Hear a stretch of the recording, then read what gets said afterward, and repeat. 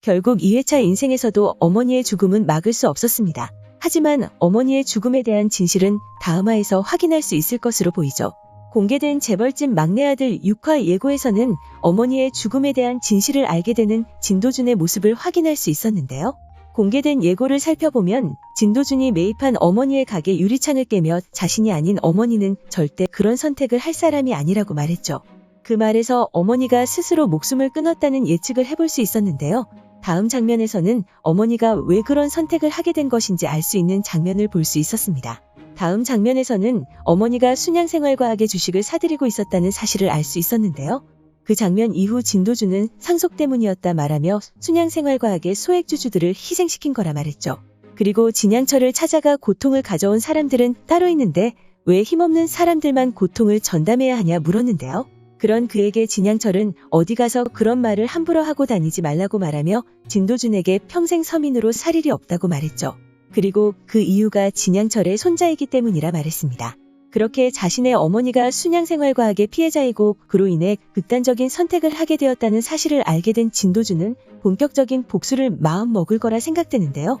그 다음 장면에서는 진양철이 진성준을 어디론가 데려가 여기가 새서울타운 개발지라고 말하며 그에게 그 사업을 맡기는 모습을 보여주었죠. 그리고 그 사실을 오세연에게서 전해 들은 것으로 보이는 진도준은 미라클을 다음 목표를 찾았다고 말하며 새서울타운의 디지털 미디어 시티를 조성할 계획이라 말했는데요. 이후 새서울타운 조선 사업권이 넘어갔다는 사실을 알리는 진성준이었고 그 사실을 들은 진양철의 분노하는 표정이 나오며 예고가 마무리되었는데요. 그리고 그 장면에서는 플로피 디스켓을 손에 들고 만족스러운 표정을 짓고 있는 진도준의 모습도 함께 볼 수 있었습니다. 그렇게 방영될 6화에서는 어머니의 죽음으로 인해 본격적으로 복수를 마음먹는 진도준의 모습이 나올 것으로 보이는데요. 새서울타운 조성 사업을 이용해 제일 먼저 복수를 시작하는 모습을 보여줄 것이라 생각되죠.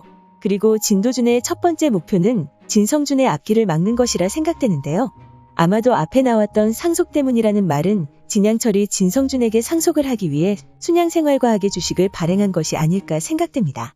그리고 그 사실을 알게 된 진도준은 진성준을 진양철의 눈밖에 나게 하기 위해 진양철에 그에게 맡긴 새서울타운 조성 사업을 방해하는 모습을 보여줄 것이라 생각되는데요.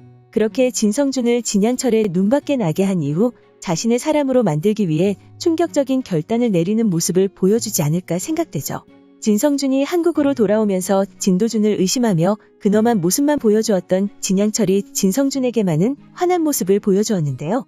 그리고 자신의 눈 앞에서 많은 성과들을 이루어낸 진도준이 아닌 장손인 진성준을 후계자로 생각하는 그의 모습까지 함께 볼 수 있었죠. 그렇게 그 장면을 통해 결국에는 진도준의 노력에도 불구하고 진양철은 진성준을 후계자로 생각한다는 마음을 알 수 있었는데요. 그렇기 때문에 진도준은 진양철에게 자신이 꼭 필요한 사람이 되어야 한다는 생각을 가진 것이 아닐까 생각됩니다.